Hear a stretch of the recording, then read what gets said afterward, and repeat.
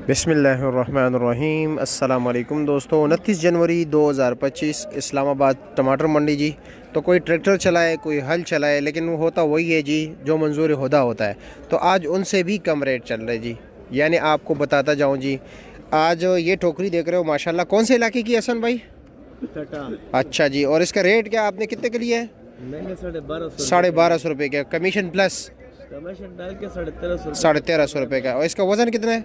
ये 27 27 28 किलो। और बाकी कराची वाला क्या रेट बिक रहे थे पेटी? 4.5 से लेके 550। दूसरे टमाटर वोटा बेके 550-600। अच्छा जी।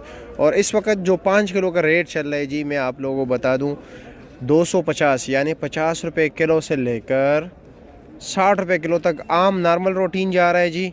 बिल्कुल प्रीमियम सुप्रीम क्वालिटी, यानी बिल्कुल जो आउटस्टैंडिंग क्वालिटी है जी। ये वाला ये 350 350 रुपये दड़ी बिक रहा है।